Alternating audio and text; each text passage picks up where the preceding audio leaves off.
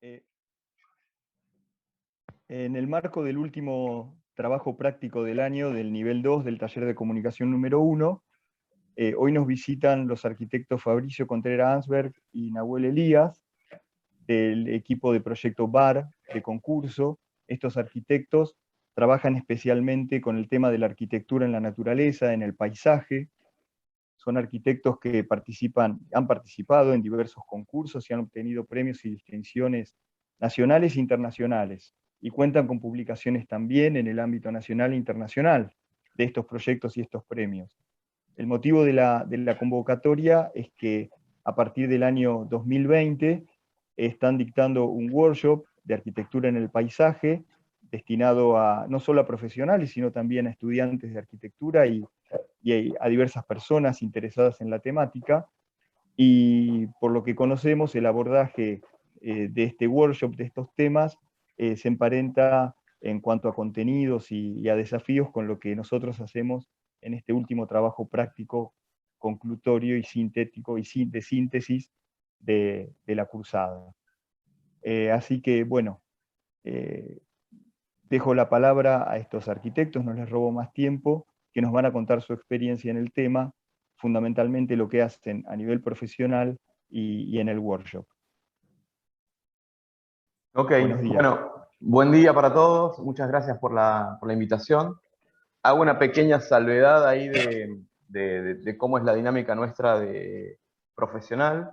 Nahuel y yo, digamos, no compartimos estudio, él tiene su estudio, yo tengo el mío, y Bar Arquitectos es como una especie de banda de rock que se junta para hacer algunos temas solamente cuando hay concursos. Y ahí nos juntamos y hacemos concursos si tenemos tiempo, tenemos ganas, y si no, cada uno anda como por sus carriles. A ver, les contamos un poco de cómo es esta dinámica de los workshops. La dinámica del workshop de la arquitectura de la naturaleza apareció, digamos, por causa de dos elementos como contundentes que nosotros entendíamos que nos estaban apremiando, que era el tema de la pandemia. Aparece la pandemia y nos agarra en un contexto metropolitano, en esto. Densidad, todos metidos adentro, encerrados, sin saber bien cuánto tiempo eso nos iba a demorar, qué condicionantes íbamos a tener, y con Naui estábamos como en esta dinámica de repensar cómo hacer para escapar de ese encierro, digamos, concreto y fáctico y real, haciendo, digamos, che, ¿qué pasa si hacemos lo que hacemos en la Facu, pero un workshop con otros arquitectos, con otros profesionales, con alumnos, con chicos, a ver si alguno se engancha y lo podemos hacer, y hagamos un ejercicio, digamos, en la naturaleza? Entonces, básicamente, con esa idea surgió como esta necesidad de escaparnos un poco de ese encierro que nos generaba la pandemia.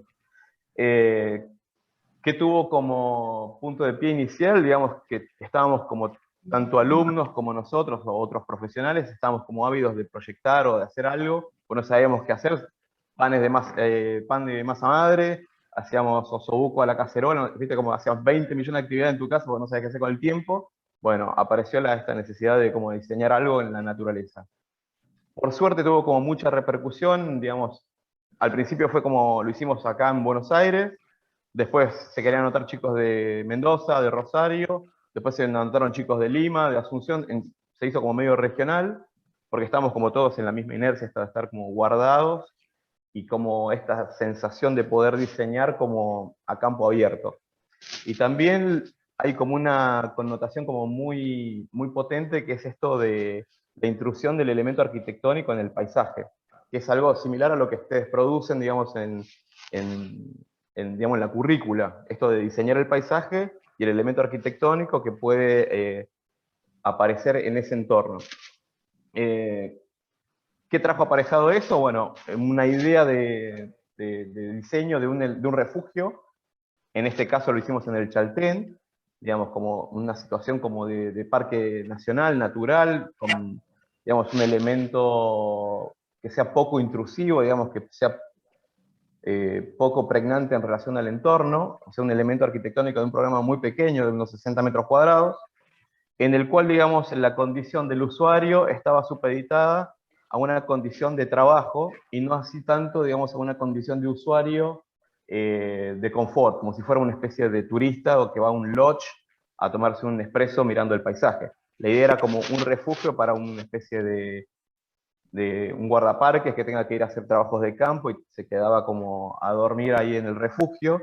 Esta idea surgió también para que el diseño del edificio o del proyecto del refugio tuviera que ver con una connotación más de operativa en la materia, digamos, en la condición material del elemento, y no tanto en las condiciones de confort, digamos, de si tengo que ponerle calefacción de qué tipo u otra.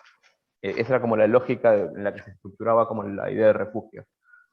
No me quiero hacer como muy largo todo este tema del video y de los paisajes, y si quieren ya podemos como adentrarnos un poco más en cómo fue la idea de gestación del workshop. Si querés, Nahue, contarles un poco cómo lo pensamos, y obviamente nos encantaría que nos interrumpan 200 millones de veces, porque eso implica que están interesados y no están todos durmiendo, o se pusieron pausa y se fueron a por un partidito al Pichín a la Play. Pero bueno, nada, eso. Y siéntanse libres de interrumpir y preguntar. Así se hace como interactiva la cosa. El workshop eran 5 encuentros. Cada encuentro tenía una primera parte, si se quiere, teórica, en donde nosotros presentábamos la temática y teníamos charlas como armadas. Hoy les trajimos de alguna manera una breve síntesis de algunos puntos como que para nosotros nos resultaran como importantes para compartirles. Y principalmente la idea era como transitar una investigación de alguna temática que a cada alumno le pueda llegar a interesar a través de 3 principales ejes temáticos. Son ejes temáticos que nosotros decidimos como realizar como un recorte. El participante se podía como extender y tener una mirada un poco más amplia. No era restrictivo, pero sí nosotros intentábamos reflexionar sobre estos puntos y que sean el motivo por el cual después ellos puedan de alguna manera empezar a intervenir con algunos de estos de estos como nada, puntos de partida. Entonces, siempre trabajamos con referentes. Teníamos una primera charla donde trabajamos sobre los distintos ejemplos de cómo otros grandes arquitectos han trabajado en la naturaleza y qué estrategias había detrás un poco de sus implantaciones. La condición material para nosotros es como súper importante, con qué materiales vamos a estar trabajando, no solo de lo técnico constructivo, sino qué representan los materiales en nuestra cultura, cuál sería la manera como apropiada de trabajarlos según las ideas que cada chico, cada arquitecto quiera trabajar, y cuál es la manera como de sacarle el mayor provecho a la condición material. Y luego, por último, para poder contar y comunicar un poco todas estas ideas, cómo podemos representarlo, cómo podemos contar de una manera como eficaz y concreta todas estas ideas que se vienen como gestando. El workshop, como Fabri lo comentaba, es un recorte como corto en el tiempo, por momentos como muy parecido a los concursos, donde a veces hay que desarrollar algún tema que parezca singular, ya sea por el paisaje, por la condición material, o a veces, no sé, la temática como el usuario, a veces era un punto también de partida, y bueno, y sacarle el mayor provecho a una o dos ideas de manera de ser sintético, e intentar como ir a fondo con eso. Entonces, teníamos nada, como una primera charla donde hablamos sobre algunos referentes y veíamos cómo algunas grandes obras se implantaban en el entorno y qué ideas había un poco como por detrás. Bueno, ahí retomo la posta. Entonces, digamos, esto que tiene que ver con la cuestión de la implantación y de cómo posar ese objeto o ese elemento en el paisaje podía tener como distintas connotaciones o distintas perspectivas. Algunos pueden hacerlo digamos, de este elemento disruptivo, como que aparezca como una especie de hito, de faro en el paisaje y que sea reconocible y que de alguna manera ese objeto arquitectónico connote determinada condición, digamos, de hito, o pueden ser, digamos, otras condiciones, como puede ser de mimetizarse en el paisaje, y en esa condición, digamos, podía cada alumno ir como planteando la condición de cómo posicionar ese elemento en el entorno natural. Como nosotros trabajamos en distintos terrenos en la zona del Chaltén, que es una zona de reserva del Parque Nacional, el Parque Nacional Glaciares, esa disposición, digamos, Parques Nacionales la regula de una manera que permite, digamos, generar poca infraestructura, o sea, poca superficie de apoyo, para que tengamos la menor capacidad de uso del suelo natural, digamos. O sea, hay una Dirección Nacional de Conservación dentro de parques nacionales que evita, digamos, entre comillas, que se construya mucha masa arquitectónica dentro de los parques. ¿Se entiende? Como ser lo menos intrusivos posible. Entonces, en esa condición, digamos, con esos como parámetros de trabajo, aparecían como estas condiciones de ejemplos que nos parecían de alguna manera que podían ser utilizables o pensables a la hora de poner ese elemento en el territorio. Entonces poníamos como estos dos ejemplos. Uno es el Serpentine Gallery de Fernie Meyer en Londres, en el parque. Este es un elemento como bastante prototípico en el sentido de que parece que está puesto en un paisaje natural, pero digamos, es un paisaje arquitecturizado. ¿Qué queremos decir con el paisaje arquitecturizado? Que, digamos, es un paisaje que está como diseñado a la inglesa, ¿no? A la de Capability Brown, ¿viste? Como es esto que parece un parque natural, una campiña, una especie de... hago una introducción rápida. O sea, los ingleses y los franceses son, como para poner un River Boca, los ingleses diseñan los parques a la campestre, a la bucólica, a la especie de campiña, a la que parece que está todo como natural, pero lo diseñan de esa forma. Si alguien sabe mucho de paisajes, rete media, Fari está diciendo cosas que no van. Y si los franceses todo ordenadito, viste Versalles, este cartesiano, durito, bueno, entonces tenemos como esos dos prototipos. Después podemos tener una tercera, que es la de Burle Marx, la tercera la más plástica, pero bueno, no viene al caso.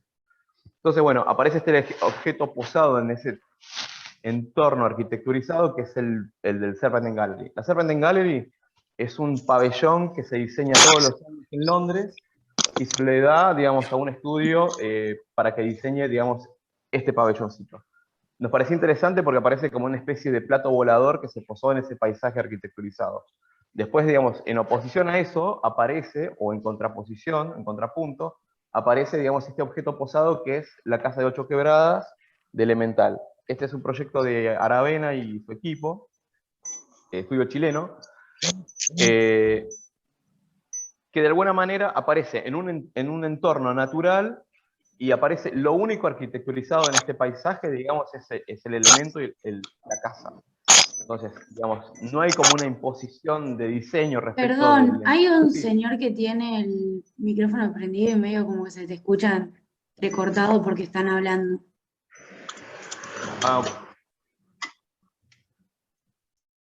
¿Ahí se escucha bien?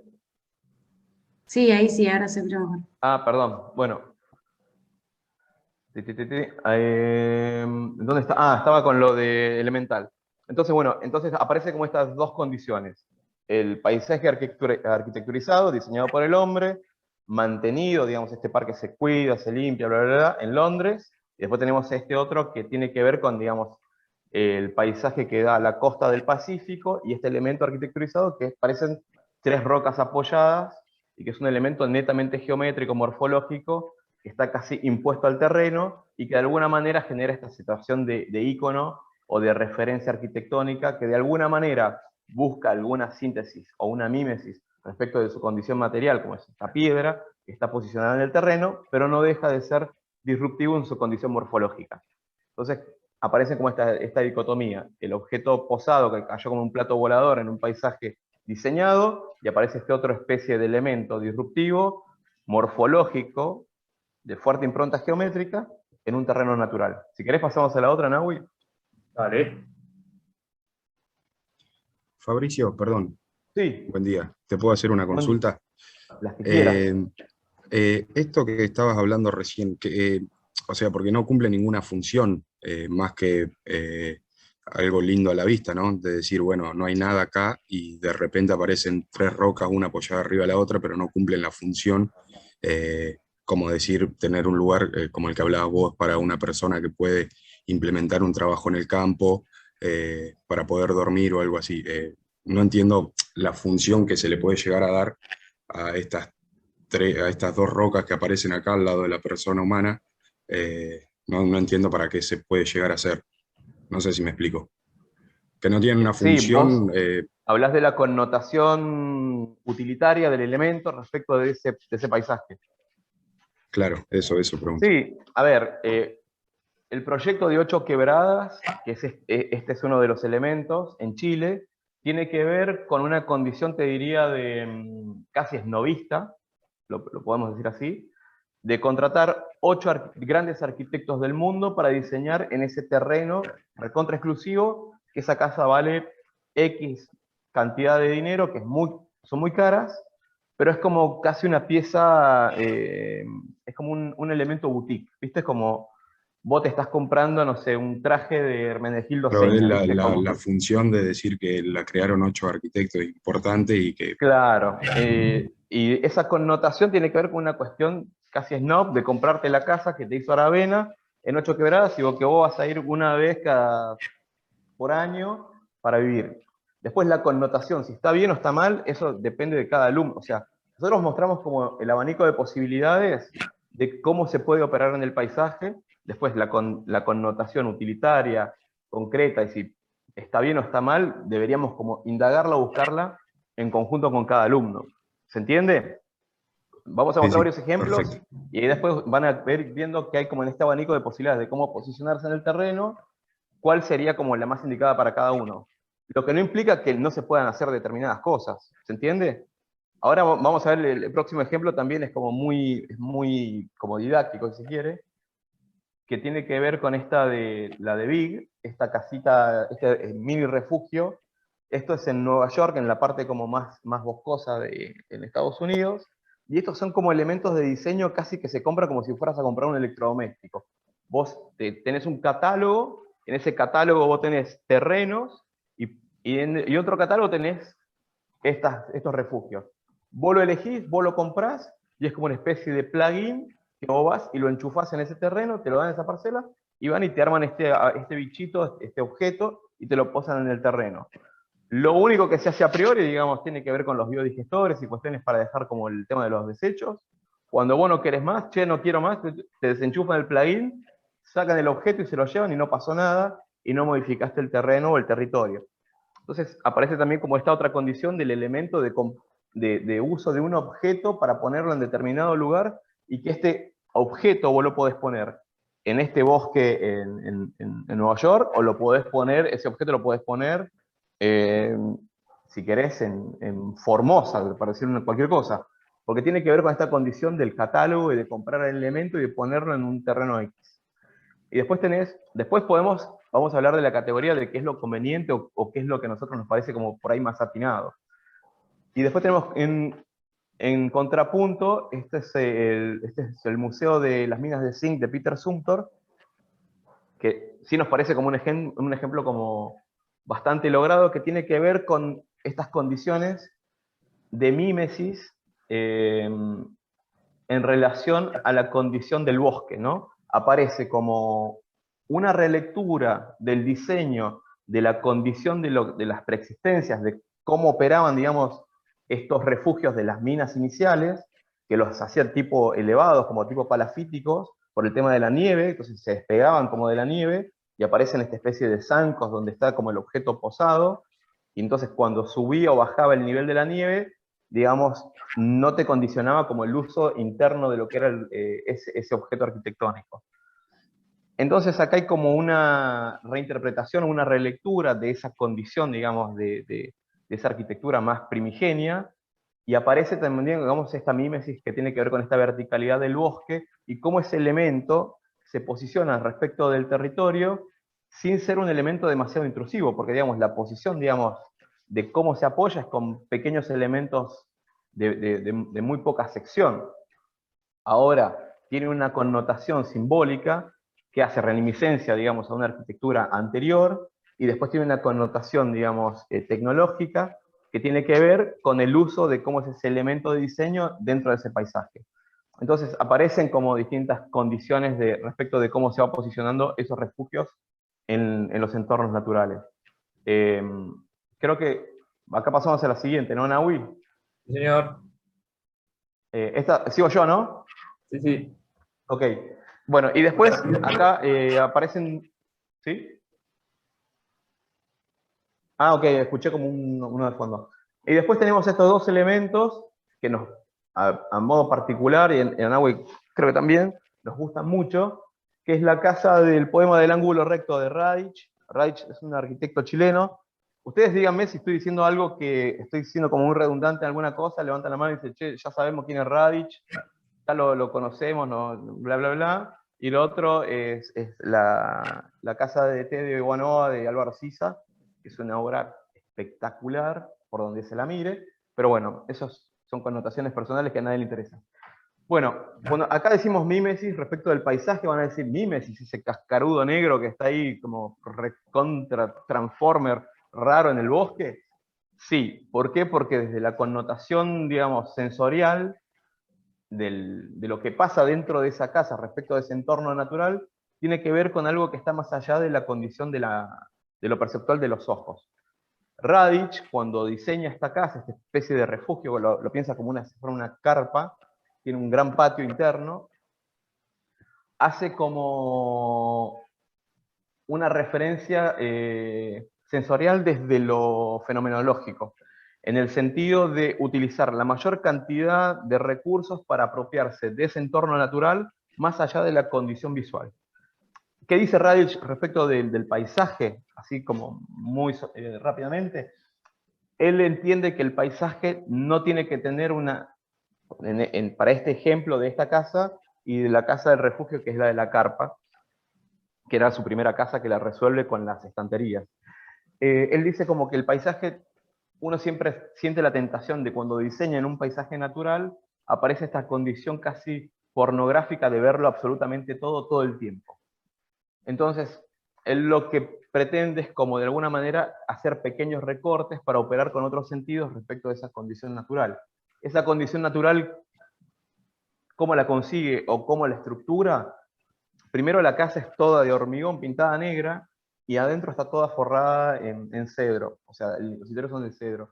Entonces hay una cuestión perceptual desde el aroma respecto de cuando estás dentro de la casa que te remite a otras condiciones naturales respecto de una cuestión perceptiva que tiene que ver con el olfato. Y después tiene una cuestión perceptiva que tiene que ver con el tema del sonido, que él dice que cuando estás dentro del refugio, y con estos óculos que miran y que de alguna manera vos podés de alguna forma percibir si está corriendo viento porque escuchás el ruido de las ramas que se tocan, sabés si está viniendo alguien porque el perro está ladrando, entonces de alguna manera te connota que alguien se está acercando, alguien o algo se acerca por el sonido del perro. Si cuando llueve y pegan las gotas de agua respecto de lo que tiene que ver con los óculos, entonces de alguna forma esta cuestión sensorial de la vista está como más supeditada a otras condiciones más por ahí perceptivas que tienen que ver con el sonido, con el aroma y por ahí con la textura, digamos. En los interiores la textura de la madera es pulida, o sea, suave, y la textura cuando estás en un exterior, vuelto tocas el hormigón, es rugoso. Entonces, bueno, todas estas condiciones, digamos, del elemento ser oscuro de noche, y se prenden las luces, aparecen como estos pequeños puntos de luz, que de alguna manera te referencian, y entendés que hay una lógica de que algo está pasando ahí, sin ver esta connotación, digamos, totalmente translúcida, como sería, por ejemplo, la Farnsworth puesta en el verde, que ves absolutamente todo. La Farnsworth la conocen, ¿no? Después la vemos igual, creo que le está dando un ejemplo. Y después, este otro de mímesis, que sería la... Usted dígame, si está siendo muy largo, me cortan, ¿eh? Agarro la guitarra y no paro más. No, venimos bien, Álvaro venimos bien. Siza, ¿venimos bien? Bueno, y este ejemplo nos parecía como muy elocuente en la condición de que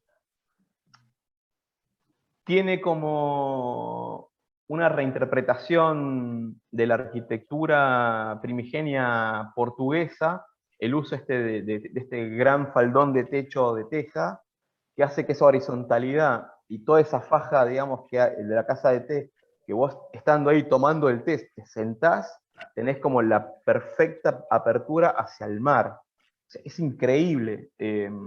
parece que ese elemento arquitectónico hubiese estado siempre en ese, o sea, como que terreno, paisaje y arquitectura son una sola cosa. Hay como una simbiosis que solamente se produce por el gesto de generar un solo elemento, que es ese gran faldón de techo. Esa horizontalidad absoluta, una leve inclinación que hace que cuando vos estás dentro de la casa te sentaste, podás verlo absolutamente todo. Para personas, yo soy petizo, entonces yo siempre veo el horizonte, pero cuando sos muy alto, por ahí los europeos están parados, no pueden ver porque los tapa el faldón del techo. Entonces, pero la idea es como que cuando vos estés sentado puedas ver absolutamente el paisaje y el infinito entre cielo y mar. Después, ¿qué más? Bueno, yo ya hablé un montón, te toca, Nahui. Te paso, te agarro la posta. Después, algunos otros ejemplos, nos gusta llamarlos abstracción conceptual. Son algunos ejemplos en donde quizás definen un espacio de uso, pero no necesariamente es interior, y tienen que ver con cómo disponer elementos arquitectónicos, en este caso las vigas, las 4 vigas de Solano Benítez, que esto es en un campo familiar donde él hace este proyecto para recordar a su madre o abuela, si no me equivoco, fallecida. Entonces es un lugar de encuentro donde se encuentra la familia, donde a veces los niños juegan en el parque alrededor, y están estas 4 vigas que del lado interior son espejadas, y entonces el reflejo entre las vigas, bueno, tiene alguna connotación también como, si se quiere, de qué hay más allá de esta vida, o intentar como hacer como de golpe, bueno, reflexionar acerca de los límites, el tiempo, y esta tal vez como doble cara de lo espejado y lo reflectivo de un interior versus el hormigón como mucho más pesado, con su coloración más oscura y con su paso del tiempo en su humedad, y como el moho o cierto verdín se empieza como a trepar. Entonces como ese contraste entre el adentro y el afuera se contraponen. Y hay algo también particular en este ejemplo, que las 4 vigas mantienen como una misma altura y una misma medida, pero el terreno es irregular y está puesto de manera tal que pasa como un arroyo entre medio. Entonces la percepción y la escala va variando a medida que quien la recorre se aproxima hacia un punto y el otro. A la derecha, que es el círculo vacío de Rosana Montiel, una arquitecta mexicana. Este es un conjunto de elementos, este es uno de ellos, son unos elementos que están dispuestos en un parque, como simplemente zonificando un lugar de encuentro. Y en este caso está en una zona donde también en algún momento pasó un río y se secó, entonces la geografía es muy, muy variable.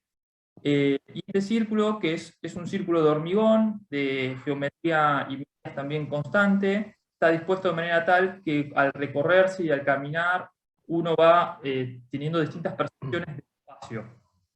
A medida que se va aproximando, va cambiando como la relación con el objeto. Entonces nos parece como interesante también ver cómo estos objetos se relacionan con el paisaje, y que la propuesta a generar puede ser un espacio cerrado y habitable, como de refugio, como más convencional, entre comillas, o puede haber una manera de definir un espacio y una zona donde de golpe simplemente uno pueda como a caminar o estar, o que cada uno intente como proponer distintas maneras de usar ese espacio exterior. Como la temática que nosotros planteamos son refugios y es gente que trabaja al aire libre y no es un lodge, y entonces, bueno, a veces se dieron casos de zonas para estar simplemente como observando y contemplando y sentarse arriba de una piedra. Entonces también nos poníamos como un poco, nosotros intentábamos que los chicos, o los participantes, no todos eran chicos, propongan también desde ahí, desde aprovechar como al máximo el paisaje, y las intervenciones a veces eran como chiquitas y medidas. Luego, siempre charlamos un poco sobre cómo es acceder a este refugio. Cómo pueden ser las distintas maneras de aproximarse, ya que estamos en un entorno como natural súper amplio. Y el caso de la izquierda, que es del estudio Cela, una capilla, se llama la Capilla Santa Ana, está como en la cima de una pequeña colina, en donde hay un recorrido zigzagueante para poder aproximarse hasta la obra. Esto nos permite como también poder como reconocer la obra desde distintos ángulos, ir descubriéndola de a poco, ir sugiriendo un poco el uso, o qué es lo que, como, sí, ir sorprendiéndonos y descubriéndola de a poco. También reconocer el entorno, la planimetría, y mirar hacia el objeto, pero mirar también hacia el paisaje. Entonces es como un poco como un yin y un yang. Vamos descubriendo el objeto, vamos descubriendo el paisaje, el camino también nos habla de como de cierta velocidad, la inclinación, la pendiente, la rugosidad o no que pueda tener ese piso. Entonces como que todo entra como en juego. En el ejemplo de la derecha, es la casa, una de las casas de Radish, en un barrio también como de casas como muy grandes, en una zona como bien alejada de Chile, en donde acá veíamos como que, bueno, que podría también haber otro tipo de accesos, un acceso como mucho más directo, que se da como a través de esta relación de un único solado, que tiene un cambio de textura entre el interior y el exterior, y de color, pero es muy similar, y aparece esta gran viga que de alguna manera como enmarca y delimita este umbral de acceso, que es un acceso como muy efímero también. No hay una puerta, no hay un portón, no hay un timbre, y accedemos como al patio principal de la casa. Entonces después se da también como que estas ventanas que se ven a la derecha, en la imagen de abajo se la ve desde adentro mirando un poco hacia el patio, donde son estas ventanas corredizas, y el interior y el exterior se funden como en un único lugar. Entonces el acceso es como mucho más franco, mucho más directo, y se accede a patio y casa como a la vez. Bastante diferente como a lo que veíamos anteriormente.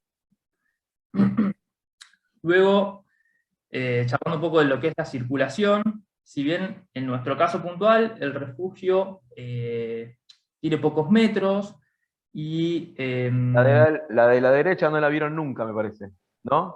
nueva. Esta nueva. Pero bueno, siempre viene bien. En el caso de la izquierda es la casa estudio de Peter Zumthor. Es esta casa en donde él vive y también trabaja. Está en la campiña como suiza, en una zona como, sí, muy tranquila, con mucha vegetación.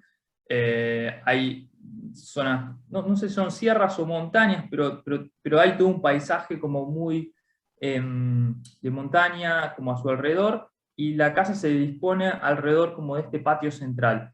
Y lo particular, o al menos nosotros, para hacer como un recorte en cuanto a la circulación, porque tiene como muchos temas de entrada, nada del arquitecto y la casa sobre todo, pero nos parecía como interesante poner el ojo en cómo él propone circular en esta casa.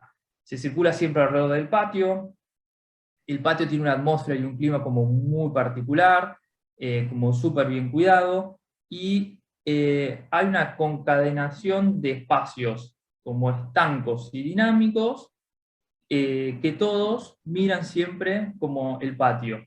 Entonces, hay un ritmo propuesto en donde los espacios, cuando el espacio es como más amplio, como es no sé, en la foto que vemos grande arriba, este es como parte del Star Studio, bueno, tiene una cierta altura, tiene una cierta medida y una relación como muy directa y muy franca con el patio. Luego aparecen en planta, se ven más, ¿no? Como estas piezas oscuras, pintadas de gris oscuro, en donde acotan pasos entre estos grandes lugares. Y la circulación se vuelve como más dinámica, siempre teniendo visuales hacia el patio, pero ahí varía la altura de los interiores, aparecen algunas escaleras, entonces se produce como otra velocidad.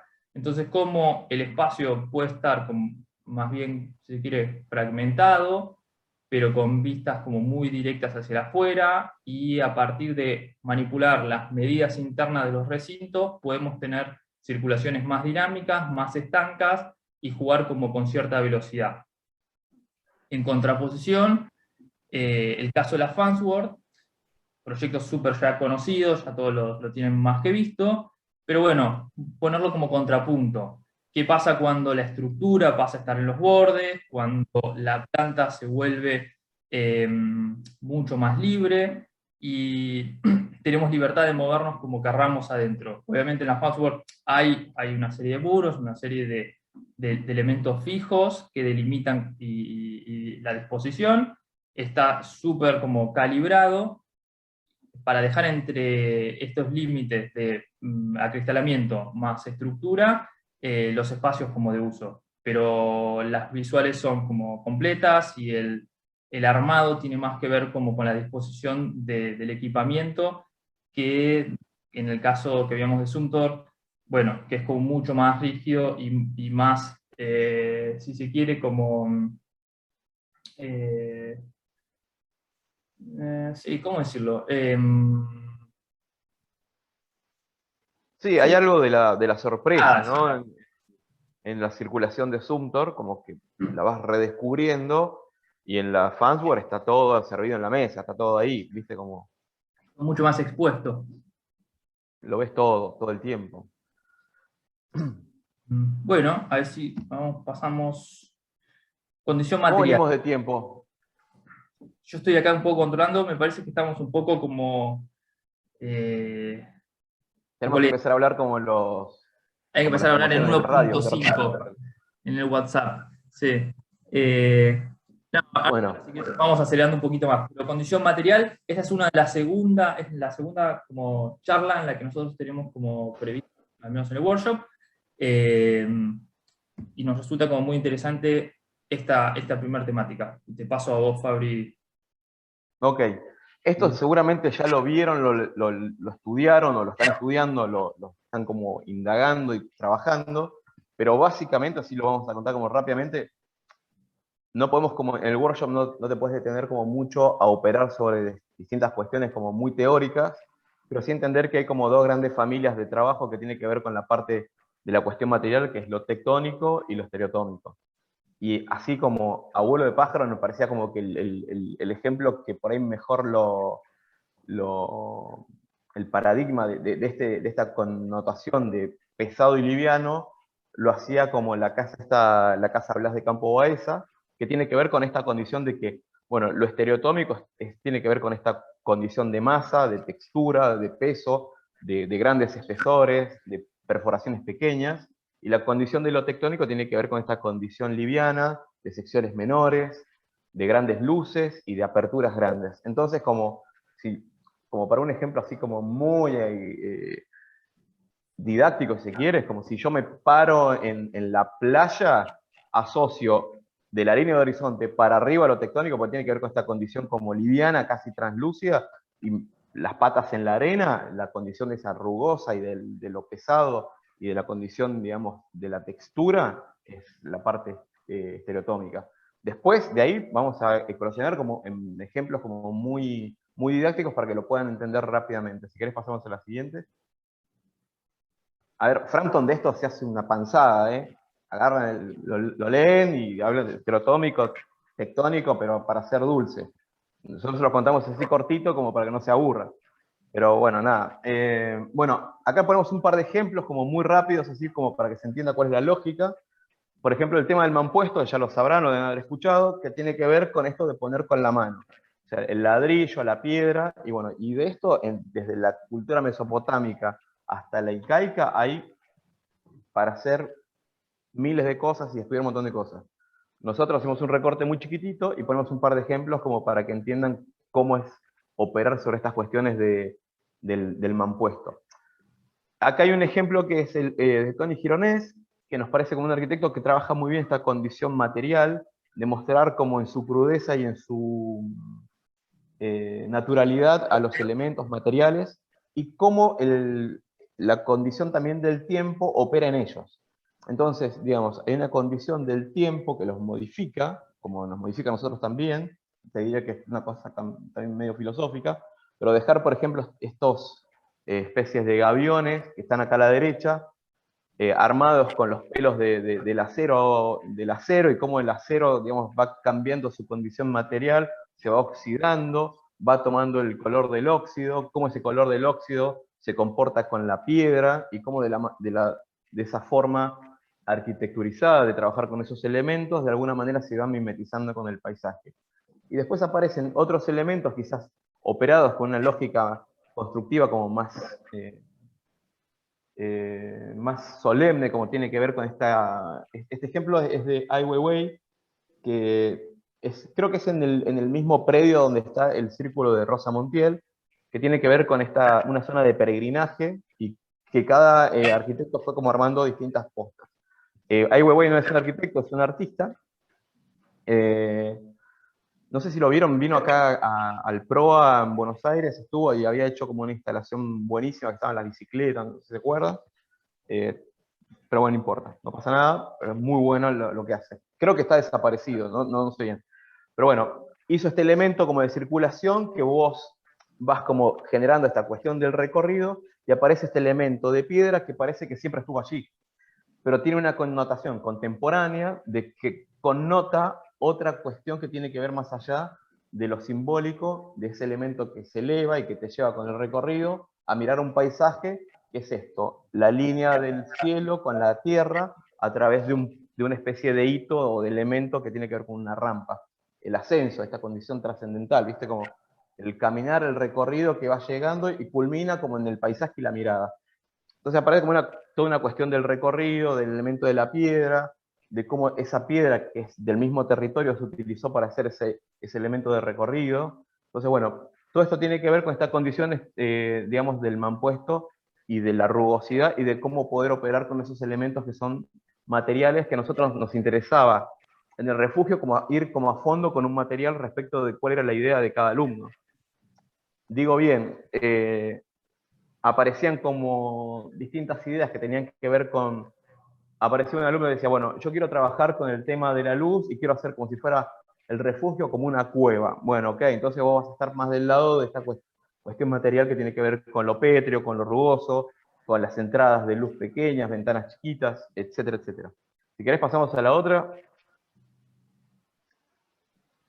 Obviamente de cada uno de estos hay para ejemplos a montones, pero quizás este elemento, o sea, este ejemplo como lo que nos parecía como el proyecto más redondo de esto que tiene que ver con la condición material.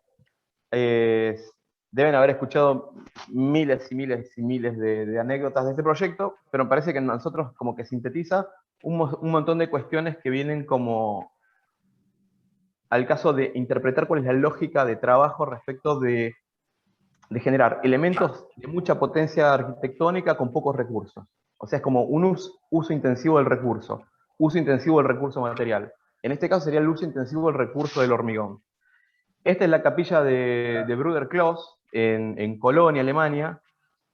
Es un encargo que se le hace a Peter Zumthor, y tiene que ver con hacer una pequeña capilla para una situación de familias, creo que eran alrededor de 20 familias, que habían muy pocos recursos económicos para hacerla, y la mano de obra no era del todo profesional para desarrollar la capilla. Entonces, lo que hace Zumthor, con mucha inteligencia, si se quiere, es generar como la cuestión, primero lo plantea una cuestión simbólica, que tiene que ver con esto de la condición material, de generar un elemento iconográfico, un hito, un elemento, como si fuera un menhir en la nada, aparece este elemento vertical, que tiene una cuestión como trascendental, o sea, si lo llevamos a la cuestión humana, cuando el hombre se yergue, y cuando se yergue mira hacia arriba, entonces aparece, digamos, en este óculo, aparece el vínculo cielo-tierra, entonces aparece esta cuestión como muy potente de lo trascendental, la cuestión como simbólica del hombre mirando hacia el cielo. Entonces, ese vínculo, digamos, como religioso, como una cuestión trascendental.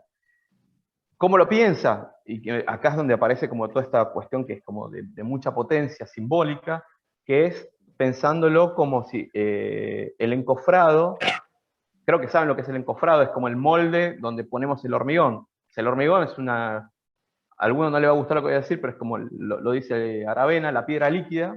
Entonces, depende, es como el mercurio, depende del molde que le ponga, lo toma, después yo saco ese molde y queda la piedra concreta, dura, sólida, rugosa, lisa, con textura, sin textura, bla. Entonces lo que hace él es generar como esta pira, esa pira es, el encofrado son estos troncos que ven ahí en la imagen del medio, y se van haciendo como los aros concéntricos, se van haciendo como fajas de 1 metro, que se van hormigonando, porque la mano de obra no era del todo buena, si bien el hormigón afuera les quedó impoluto, hermoso, yo eso ni con un peri lo consigo, pero no importa. Van haciendo como estos aros concéntricos y se termina como de llenar lo que es la capilla. Y después lo que hace para el encofrado, para sacarlo y para generar ese óculo y esas estrías, las piras están agarradas con pernitos al hormigón para que no se volcaran los encofrados exteriores, se quema. O sea, se quema la pira, y cuando se quema la pira, la condición material, digamos, del elemento que le daba la conformidad interior a la capilla desaparece, queda la connotación simbólica marcada en el elemento que es el hormigón, que son las estrías del encofrado que se fue. Entonces, hay como toda una disposición de elementos simbólicos que le terminan de dar esa connotación de tanta potencia arquitectónica que tiene que ver con lo trascendental. La capilla en el medio de un paisaje natural, de un elemento vertical que te genera el vínculo cielo-tierra, a través de esta oquedad de luz y de texturas que dejan como la reminiscencia de lo que pasó. Entonces, a nosotros, en ese sentido, como nos parece una obra como excepcional, porque logra como hilvanar una cantidad de conceptos y que terminan repercutiendo en una condición material de un elemento que es puramente de hormigón. Entonces, ahí el uso intensivo del recurso aparece en una expresión como sublime, si se quiere. O por ahí estoy diciendo, a mí me gusta mucho, entonces por ahí le estoy poniendo como mucha carga, pero bueno, nos parece como una obra como muy, como para estudiarla mucho, pues nos parece como muy potente. Estamos yendo como muy lento, ¿no? ¿Pasamos una más? No, sí, dale, meter una más. Si puedes ir un poco más rápido, mejor, sí, pues Okay, bueno. No queremos aburrir. No los queremos aburrir. Bueno, estos son ejemplos, bueno, me han puesto de ladrillo. ¿Qué nos parece, a ver, qué nos parece bien de todos estos ejemplos? ¿O qué creemos que nos parece como abordaje en relación a la cuestión arquitectónica? Es tratar de, con la menor cantidad de elementos posibles, conseguir la mayor cantidad de potencia simbólica que le pueda dar ese elemento. Decimos, por ejemplo, la capilla esta de San Bernardo de Nicolás Campodónico, lo que nos parecía como muy potente es esta condición de que el ladrillo aparece en su máxima expresión y tiene que ver con una condición de que las aperturas y las oquedades, o los vacíos, o las puertas, o las ventanas, no tienen que ver con un corte de la disposición del mampuesto, sino que tiene que ver con una continuidad que está dispuesta en el aparejo de otra manera. Entonces, depende de cómo yo voy articulando esos elementos, en este caso el ladrillo, y los voy disponiendo de una manera que no tenga que yo usar otro elemento para conseguir el mismo fenómeno. Hay miles de ejemplos, no implican que estén bien ni mal, sino que hay muchos ejemplos. Por ejemplo, está la iglesia del Cristo Obrero en la Atlántida, en Uruguay, de Eladio Dieste, que el ladrillo aparece, digamos, conformado, pero ya con acero y con... Entonces está como compuesto. En estos ejemplos, lo que nos parecía bien es que el ladrillo estaba funcionando netamente a compresión, estaba dispuesto, apoyado, y lo que variaba era cómo se disponía el aparejo para generar los vacíos y las oquedades. El otro es un ejemplo, creo que estaba, ya no me acuerdo dónde estaba, creo que estaba en Vietnam, me parece, Sí, Vietnam. algo así, y es un trabajo de Tropical Space, y tiene que ver con que acá parecía como en un mismo elemento como las dos condiciones, la tectónica y la estereotómica. Entonces aparecía como el elemento puntual, la madera de poca sección, como que conformaba el interior, y toda la parte rugosa que tenía que ver con el contacto con lo exterior, pero esa disposición de ese elemento, del mampuesto, dispuesto uno sí, uno no, generaba como esas perforaciones y esas transparencias, que de alguna manera interrumpía la condición de continuidad de lo que es el ejemplo de campodónico. El de campodónico es macizo, contundente, un elemento como sumamente petro, si se quiere, sin casi nada de permeabilidad, y otro muy translúcido, muy permeable, pero lo que variaba en su condición material es la disposición del aparejo. El aparejo, digo, es la forma de poner los ladrillos. Y después hay otra cuestión que tiene que ver con cómo se percibe el elemento cuando, digamos, aparecen estas transparencias, que hay algo también si quiere, de lo pictórico, que tiene como escalas de percepción respecto de cómo yo lo veo. El elemento, digamos, el cubito de Tropical Space, yo lo percibo de una forma estando a 500 metros, que tiene que ver con un elemento geométrico, si se quiere, sólido, y a medida que me voy aproximando empiezan a aparecer las oquedades y las transparencias, se percibe de otra forma, tanto así como es de día y de noche. Si las luces están prendidas aparecen como puntitos amarillos, y de día aparecen como puntitos negros, que tiene que ver con la sombra. Entonces ahí aparece la condición fenomenológica de qué es lo que permite, digamos, el material respecto de esa transparencia y la luz, y respecto de la percepción de quien lo mira, ¿no? Y pasamos al que sigue. Sí. Y acá yo me tomo un vaso de agua porque hablé un montón. Dale. Bueno, y también nos permitíamos pensar en el uso de la madera, ¿no? En la madera en cuanto a, no solo en su medida como normalizada, en la que estamos acostumbrados a encontrarla como en los aserraderos o alguna casa que venda madera, más en la ciudad, pero al estar operando en el Chaltén o en un espacio natural donde hay muchísimo bosque, poder ver algunos ejemplos que usen la madera como de otra forma, si quiere. El caso que vemos a la izquierda de John Pawson es una capilla que está conformada por troncos. Entonces, está el tronco rugoso en su exterior y aserrado en el interior. Entonces, hay como esa dualidad en donde la expresión material se funde como con la técnica constructiva con la cual se realiza esta capilla. Entonces eso también siempre nos resultaba como interesante, ver ejemplos que sean como muy sintéticos, que condensen muchas soluciones y propuestas desde la arquitectura para con el elemento y para con el paisaje y los usos y demás, en pocas decisiones. Sí, en pocas decisiones, y que el hecho constructivo también haga como la propuesta. Entonces, este es un ejemplo como bastante como en crudo. Vemos que hacia la derecha en la tapa se ve como una cruz. Esa cruz deja y permite que pase luz e ilumina adentro, y desde adentro vemos cómo se arma como la cruz con la luz.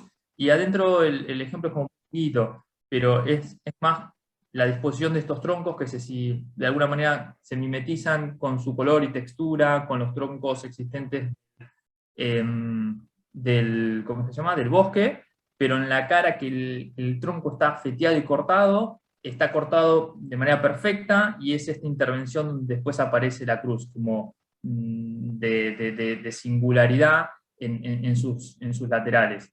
Después otros ejemplos más del lado más de la derecha, ahí está Fujimoto, y este ejemplo nos llamó la atención porque es como una trabazón, una especie de yenga habitable, en donde la misma pieza dispuesta de distintas maneras, articulada, a través de la traba, no hay tornillo, no hay como un elemento que los vincula, sino que es por peso, por fricción, por cómo se trató como ese bloque, y la medida de ese bloque y su dureza nos permite como habitar este lugar. No es, la habitabilidad de este lugar está bastante como restringida, si se quiere. Nosotros proponíamos como hacer un refugio, pero podría pensarse en algún lugar más transitorio. Entonces nos permitíamos pensar en corrernos un poco de las medidas como habituales de la madera y demás, y permitirnos un juego y una exploración para encontrar distintas formas de operar con la materialidad. El caso de la derecha es una técnica en donde se prende fuego la madera y de alguna manera se carboniza, y en esa carbonización se termina como de proteger la superficie para que los insectos no la deterioren. Sujiban, sí. Hoy en día, esto es una técnica como japonesa, pero hoy en día ya hay gente acá que la está haciendo de manera como casera. Nosotros tenemos, un amigo arquitecto conocido que lo ha hecho en Bariloche, y también buscando un poco hay como empresas que empiezan como a venderte este tipo de maderas. Entonces es algo que se empieza como a ver, no tanto quizás por estas zonas al menos de Buenos Aires o La Plata, pero en zonas más abiertas, la gente empieza a experimentar con estas maneras distintas de tratar la materia. Y después también algunos ejemplos como en metal, que si bien por ahí nosotros no tenemos culturalmente el desarrollo y el expertise de trabajar el metal, como quizás, sí, no sé, Inglaterra o en otras zonas, donde hay todo un desarrollo mucho más acabado. Al pensar en elementos dispuestos en la naturaleza o en zonas como muy alejadas con los puntos urbanos, podría ser parte de una estrategia pensar en armar el refugio, ya sea en un taller o en piezas prefabricadas que se ensamblen en el lugar, o se lleven y se posen en el lugar, a modo como de Tetris, si se quiere. Entonces, de golpe pensar como en elementos metálicos, secos, de rápido montado, nos permitía como, tener como otras opciones. En el caso de la chapa o del metal, en realidad, acá sí son elementos más bien como en su mayoría ya conformados y de medidas como nominales. Si bien en el caso de la chapa existiría la posibilidad de jugar como un poco por forma. La chapa es un elemento lineal que, si se generan ciertos pliegues, teniendo en cuenta la rigidez, podríamos tener elementos como portantes. Y después la delgadez que tienen las secciones nos pueden permitir también tener como muchos apoyos distribuidos y elementos como muy chiquitos y muy como delgados. Después su condición también como de finish, ¿no? de acabado que puede llegar a tener, ya sea porque viene prepintada, cincada, o que venga como cruda y dejar que se oxide, y después simplemente como hacer un acabado para frenar un poco su contacto con el oxígeno y su oxidación. Entonces poder como manipular un poco el acabado y la terminación, y jugar un poco con qué expresa o qué cuenta ese acabado. Sí, creo que hasta ahí era un poco todo lo que solíamos como charlar, como muy resumido, y algunos ejemplos sobre la expresión material. Y después otro pilar que para nosotros era importante era la representación. Ese le metemos Sí, rápido, ¿no? se está haciendo largo. En cuanto a la representación, acá te paso a vos un poco la posta, Fabri, pero sí, vayamos Dale. quizás un poquito más rápido.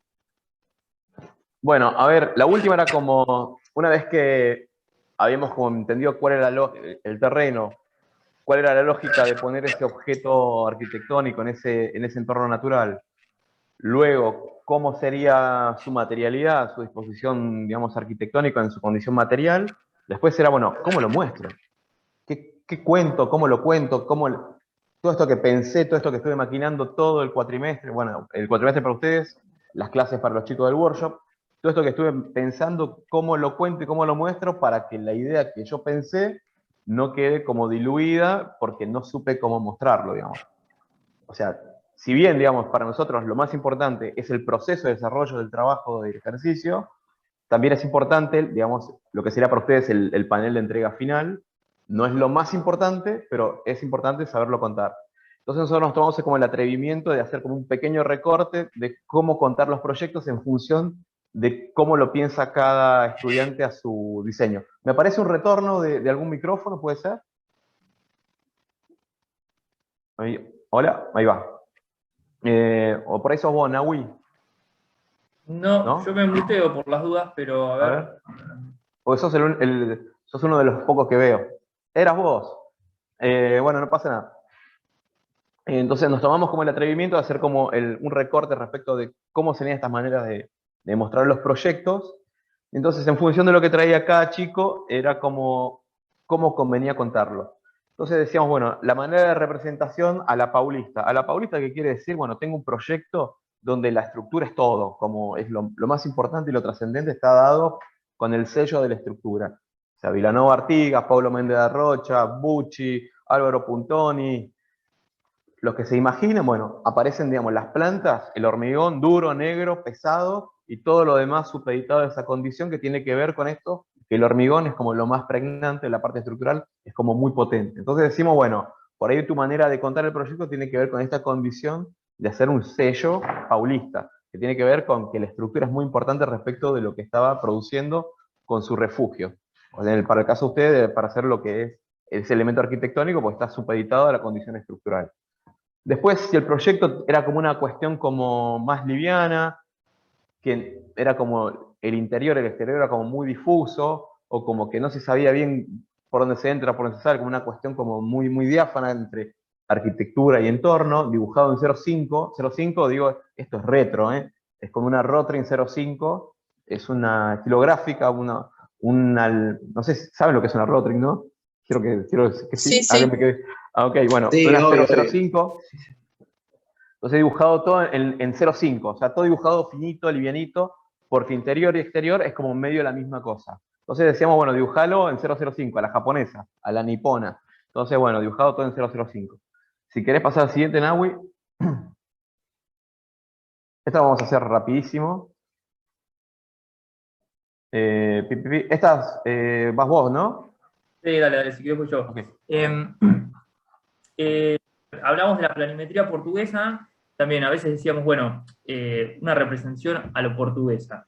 ¿Y qué hablamos con esto? Bueno, hay muchos arquitectos portugueses, Aires Mateus como por ahí ejemplo, pero que buscan contrastar blanco y negro, espacios cerrados en negro, y disponen, no sé, las zonas más húmedas o guardados o lugares como más cerrados, si quiere, y lo representan en negro. Y este contraste como si fuese casi un noli, pero dentro de su propia obra de arquitectura.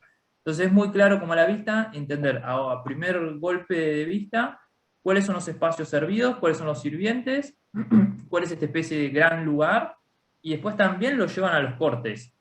Y a veces los fuerzan un poquito, a veces pintan cosas de negro que de golpe no son lugares como totalmente cerrados, por ahí está más, no sé, es un placar, por ahí es un cielo raso, una cosa así, pero lo que importa es que ellos quieren como comunicar como este gran contraste entre el lugar abierto y el lugar cerrado.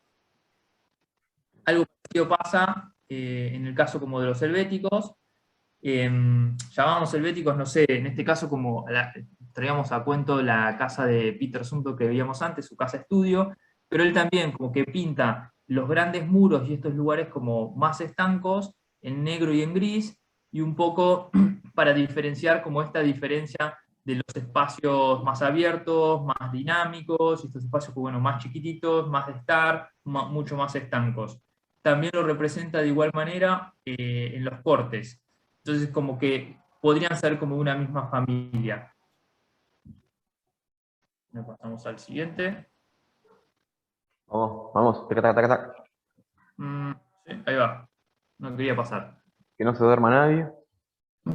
Te paso la posta a vos. Y bueno, a ver acá, esta es, bueno, tenemos como la familia de los old school, o sea, el rigor técnico. Estos son ejemplos de, por ejemplo, Richard Meier. Como Richard Meier, ¿qué te hace? Te dibuja como la sombra negra plena y te da el contraste de cómo potenciar el dibujo a través de esta condición del dibujo duro. Duro quiere decir tablero de dibujo, ¿viste? Pinto las sombras negras, dibujo con Rotring, voy variando los espesores para notar que está más adelante, que está más atrás, y que de alguna manera es una representación cuando estás con poco tiempo. ¿Viste? Como el concurso, no llegamos, durito, vamos así, fuerte a lo Meyer, pim, ¿viste? Entonces vas, es una entrega siempre muy contundente, pero da una connotación como muy pesada, ¿viste? Así, es como un proyecto que tiene como muy militar. Después aparecen como los dibujos que a nosotros nos gustan mucho, que es los dibujos de Glenn Murcutt, es un arquitecto australiano, que es el cortecito que está abajo, que dibuja a mano. Y el tipo de alguna manera usa, esto es como una medio anecdótico, pero dibuja siempre en papel vegetal y en el mismo rollo que va dibujando va como haciendo las anotaciones y como que su pliego, no sé cómo le dicen a la carpeta técnica de obra, al proyecto en La Plata. Legajo le dicen, ¿puede ser? El legajo, bueno, como que el Legajo, legajo de carpeta su de obra obra. Sí, legajo. ese, legajo. Es como un rollo, es como muy dinámico, él, viste, que dibuja mucho a mano, y dibuja en el rollo, no sé si dibujaron alguna en tablero, pero tablero, viste, vos vas tirando como el rollo de vegetal, lo vas tirando para atrás, se va enrollando, y el tipo tiene como un papiro, como de 200 metros, y va anotando todo en ese papel. Entonces, esa es como la manera, lo que nosotros le decimos old school, porque es como, bueno, dibujado más a una época anterior a la parte digital. Y después tenemos ponerle el collage de los españoles, que tiene que ver con esta cosa por ahí más concursera, tiene que ver con una generación de arquitectos españoles de los finales de los 80, principios de los 90 para acá, Ábalos, Herreros, me sale Mansilla, Tuñón, Nietos, Ovejano, bueno, todos esos arquitectos que empezaron a meter muchos concursos a finales del siglo XX, empezaron como a mostrar esta especie de collage con una reminiscencia de lo que eran los collages de Archigram anteriores, viejos, de por ahí más de los 60, 70. Entonces aparece como esta condición del panel con mucho impacto del concurso. Entonces, ¿qué pasa en un concurso? Bueno, vos tenés que tener como entre comillas, ¿no? Pones el panel y tiene que tener una cuestión como muy llamativa desde lo visual por esta connotación de destacarse respecto de los otros paneles que por ahí se van a posicionar para que el jurado evalúe. Entonces aparece como esta nueva condición el reposicionamiento del collage. Colores plenos, ¿viste? Como aparecen como este verde loro puesto en el piso, aparece como la sombra, el contraste, la arquitectura de fondo, aparece como el tema del relieve de la arboleda, entonces parece como una cuestión como más plástica de la manera de representarlo, que ahora se está como volviendo como a reutilizar bastante, o se puede hacer mucho con Photoshop y eso es que te da como cierta versatilidad. ¿Qué más? Te paso. Ok. Fin. Bueno, y después aparece como esta nueva escuela de representación. Esto, tómenlo recontra con pinza, puede decir. Vinieron dos y dijeron que esto con recontra pinzas, ¿eh? Pues después, no, los nórdicos, los paulistas, no se enojen con nosotros después. Pero bueno, estos ejemplos como aparece esta nueva escuela de representación que tienen que ver con todos esos arquitectos más jóvenes, por ejemplo, Effect, Big, me sale todos arquitectos Uy. belgas, daneses, finlandeses que fueron a laburar con Koolhaas a OMA, a Holanda, o que laburaron con Laura Álvarez en Holanda, con Mecano, MBRDB, todos arquitectos que fueron a hacer como su primera experiencia, digamos, a Holanda, después se van como, vuelven a sus países de origen, empiezan a hacer como, a ganar sus obras, empiezan a aparecer como los proyectos más contemporáneos, más nuevos. Ya no los sigo tanto, no estoy tan cerca de eso, son más grandes. Pero bueno, aparece esta manera de representar como que tiene que ver con esta condición de, como nos lo explica Bart Ingels, explica que a él ya no le interesa hacer una comunicación, digamos, para arquitectos o para profesionales de la disciplina, sino que le interesa hacer una comunicación que tiene que ver con quién va a ser el que acepta o no el encargo. Entonces hace como esta cuestión como muy didáctica, como muy de Villiquen. ¿Villiquen estoy diciendo bien o me fui de época? Y Me un par fui, de ¿no? décadas atrás, ¿eh? Me fui, bueno, Un perdón. poquito, pero... Bueno, esta cuestión como muy de dibujo para chicos, como que sea como muy fácil de entender, porque lo que dice Vic, el que va a terminar aprobando el proyecto generalmente no es un arquitecto, no es un ingeniero, por ahí es un político que no entiende nada de nada, pero si yo le hago los dibujitos como si fuera Villiquen, lo puede entender fácilmente y yo se lo puedo explicar y de alguna manera puedo comisionar como el encargo. Entonces aparecen como estos elementos como muy pregnantes, que son como coloridos y que son como muy sensibles y son como muy amigables para interpretar las ideas. Entonces, bueno, esos son la familia de los nórdicos. Y después hay algo que está como recontra de moda ahora, que volvió a usarse mucho y que va muy bien con el Instagram, con el formato cuadrado, que es el tema del AXO. Como nosotros, yo no sé, en mi época dibujaba las AXO a mano, ahora no sé, el SketchUp o el 3D Max, apretás 3 botoncitos, y te saca una AXO y quedan buenísimas. Entonces, bueno, tiene que ver con esta condición de que el AXO te muestra como mucha información en una sola imagen. Entonces, me parece que es como un muy buen recurso para mostrarlo y para contar los proyectos. Bueno, y creo que con eso más o menos cerramos, ¿no? ¿Esto? Sí, tal cual. Después Sí. tenemos seleccionados Sigue. algunas imágenes de proyectos de alumnos que si quieren, ahí coméntenos ustedes cómo venimos de tiempo y demás. Podemos pasar un poquitito como para contarles un poco algunos ejemplos, o bueno, vamos frenando. No, cuéntenos. Bueno, dale, perfecto. Eso si Em, querés pasarlo rápido, Nahui, así como Sí, pim, sí, pim. sí. Son algunos ejemplos de todos lados de gente que ha participado. Algunos fueron estudiantes en su momento, estaban estudiando, otros eran arquitectos ya formados, así que hay como un poco de todo. Todos estos trabajos fueron hechos en el Chaltén, terrenos diferentes, siempre trabajando en la temática de refugio.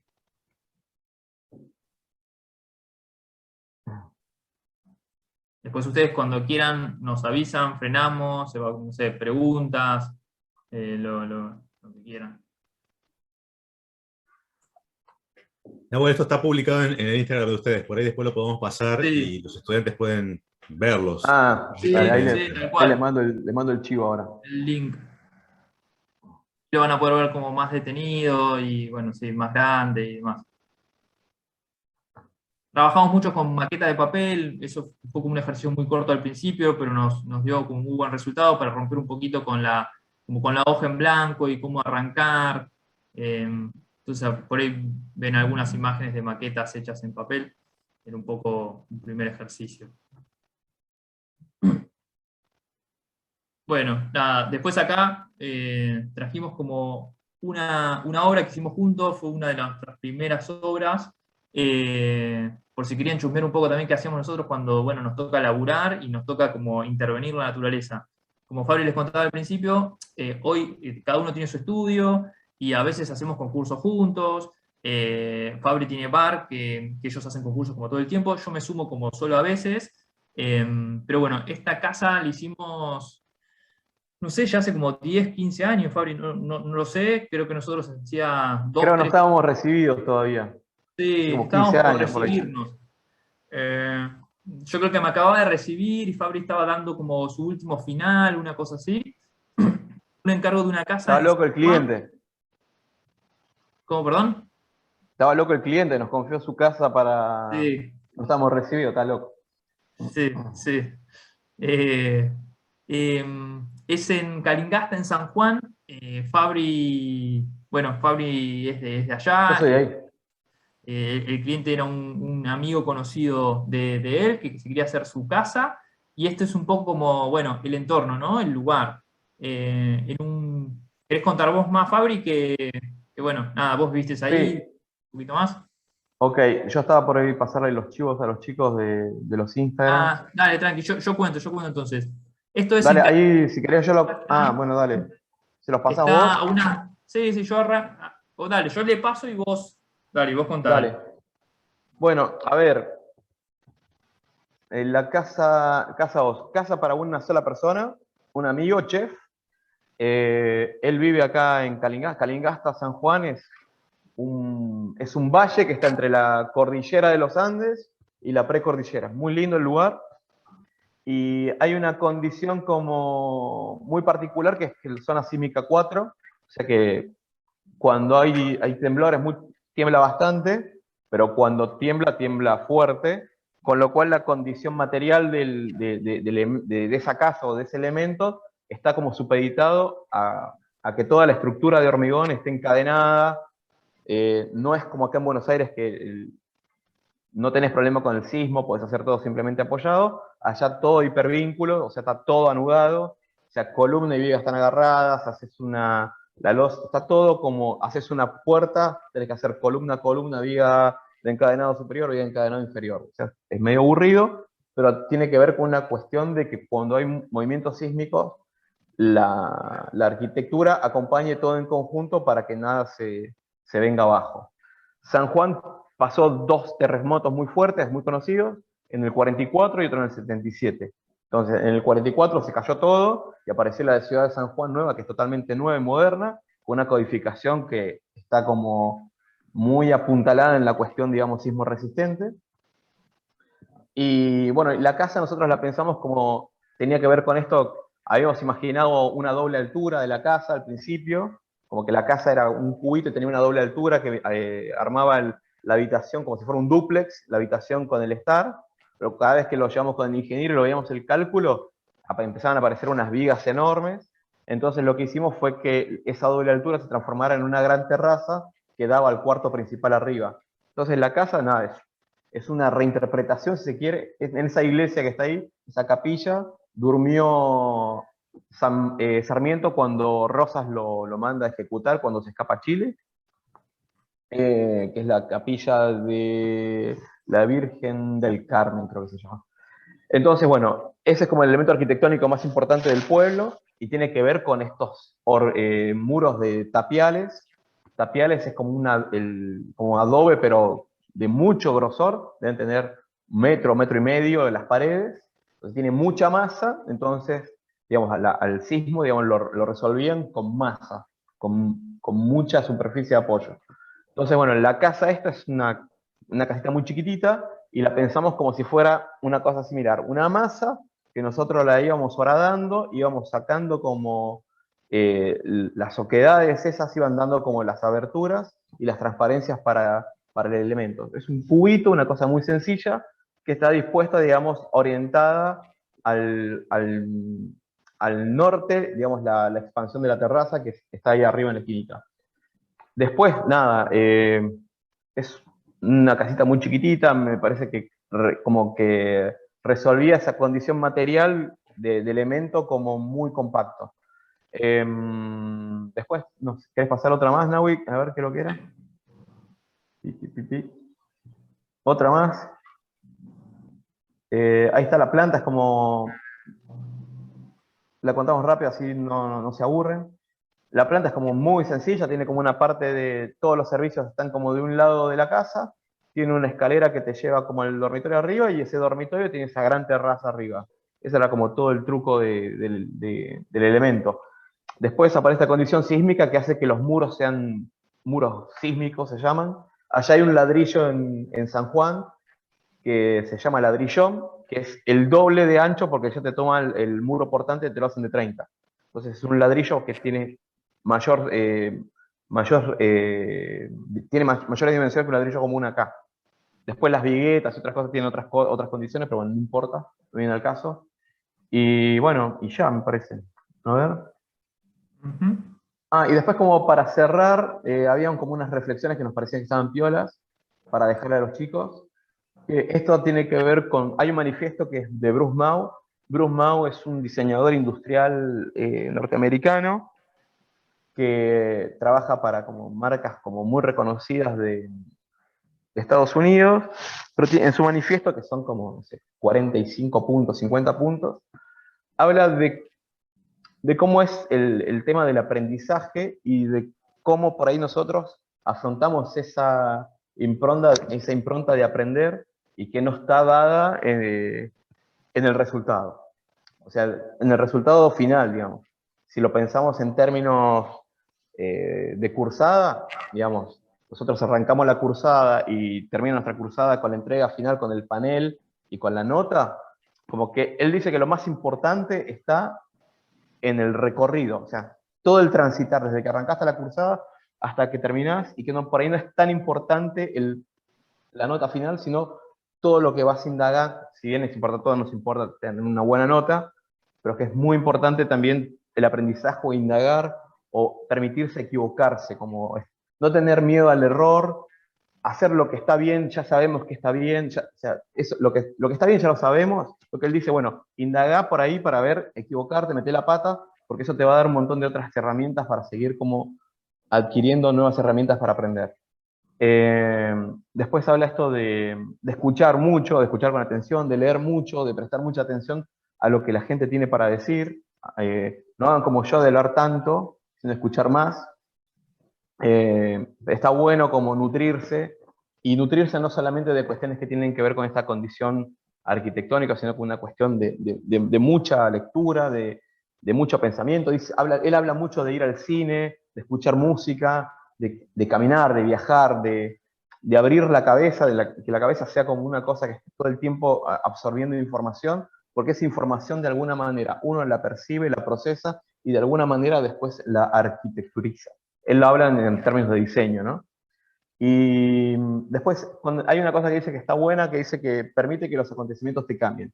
¿Qué quiere decir esto? Que seamos más flexibles, o sea, como que seamos más abiertos, que escuchemos mucho, que nos ayude, o sea, que lo que está pasando en nuestro entorno, en nuestra cercanía, o que las personas que te tienen algo para decir, vos permitas que eso de alguna manera te modifique.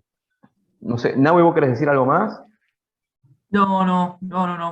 Nada, temas como así, como más para por ahí la charla y el debate estos, ¿no? Pero nada, era un poco eso lo que teníamos como armado como de charla, y bueno, desde ya como agradecerles a todos, a los adjuntos, al equipo, a los alumnos, por dejarnos participar un poquito y meternos un ratito como en su día. Y si quieren, nada, nosotros dispuestos a la charla, a abrir a preguntas, a lo que haga falta. Perdón, hola. Sí, Sí, antes de iniciar la rueda de preguntas, quería hacer algunas observaciones Sí. en función de lo de lo que plantearon Fabricio y Nahuel. En primera instancia, agradecerles porque sabemos el esfuerzo que es sintetizar estos contenidos en una clase que dure 1 hora y media, así que ha sido un gran esfuerzo y compartir los contenidos, básicamente. Me pareció muy interesante la recopilación y la sistematización de casos. Yo quería aclarar que estos estudiantes que tenemos son de segundo año, y obviamente que el workshop está dirigido a profesionales o estudiantes avanzados, así que muchos de los proyectos que han contado seguramente no los conocen y los están conociendo ahora, y eso es muy bueno, y me parece que es importante. Por otro lado, también me parecía importante aclarar que nosotros somos un taller de comunicación que aborda el tema de la representación y la morfología.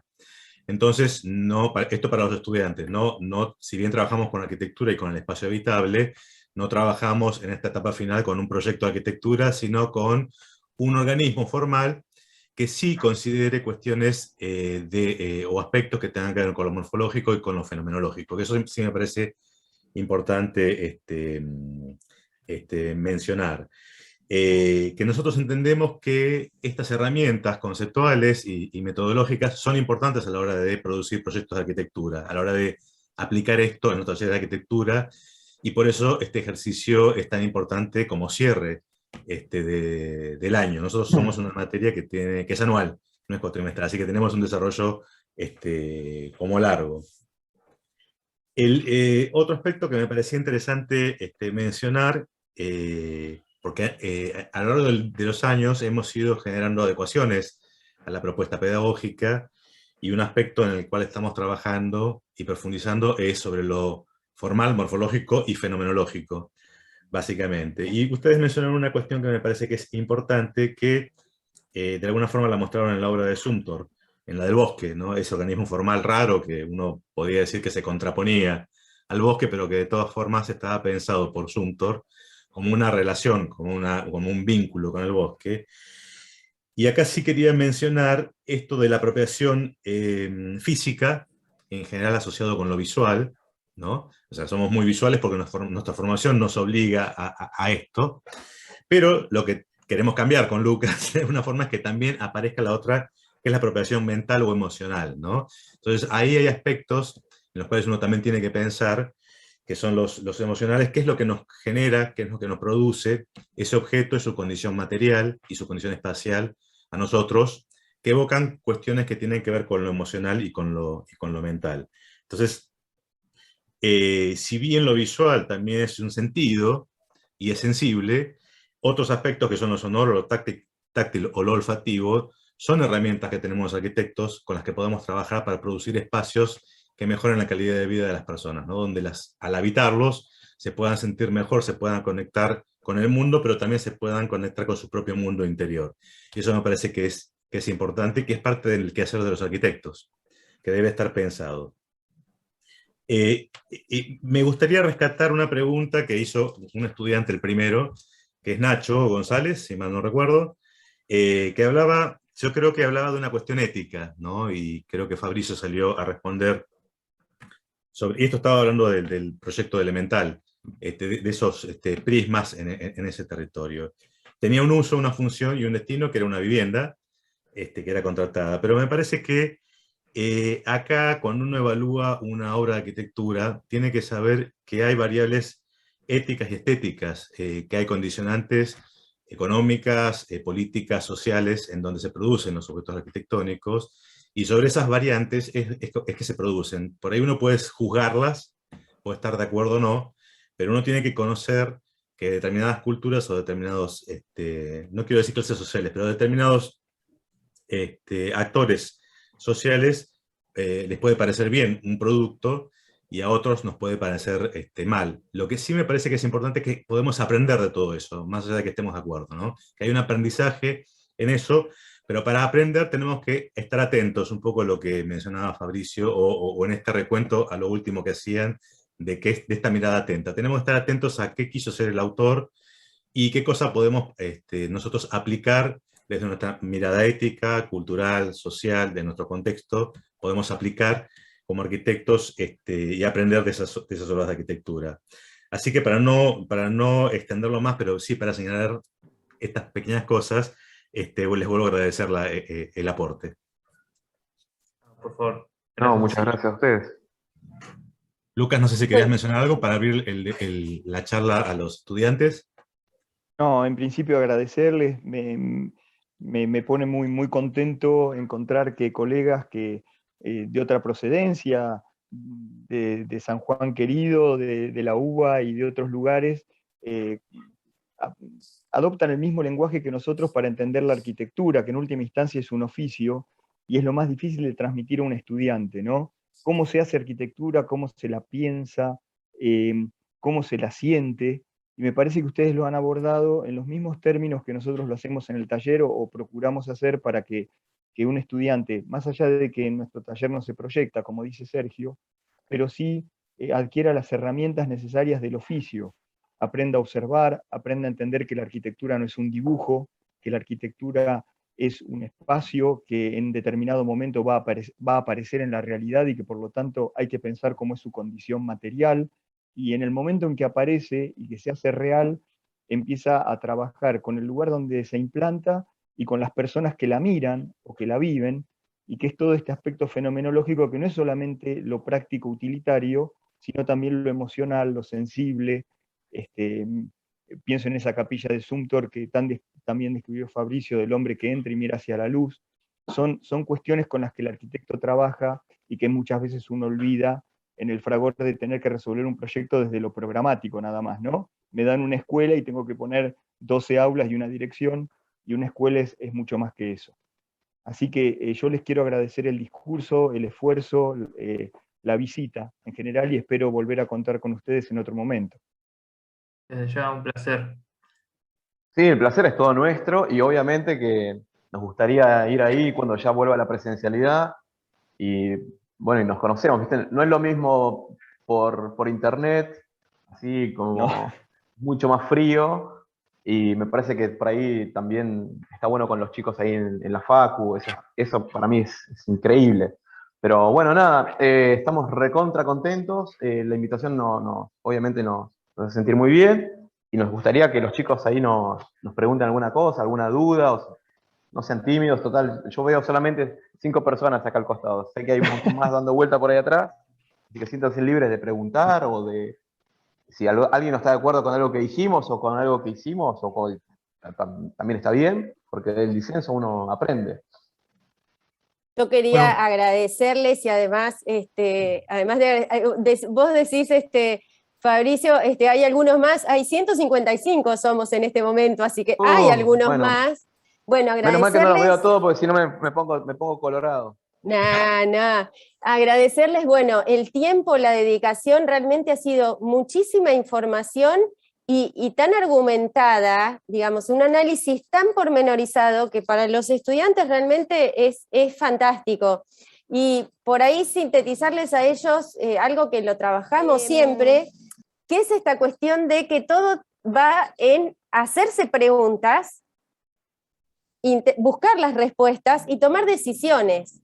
Porque en realidad cuando uno se planta, no solo con respecto a este trabajo y a un workshop en el paisaje, sino en realidad en la vida. Es decir, ¿qué quiero? ¿Que se identifique o no se identifique? ¿Qué postura asumo? ¿Con qué materiales? ¿Eso qué implica? ¿Los materiales son del lugar o los traigo de otro lado? ¿Genera huella ecológica? ¿Qué sensaciones produce? Es preguntarse, que es lo que nosotros le decimos siempre a ellos.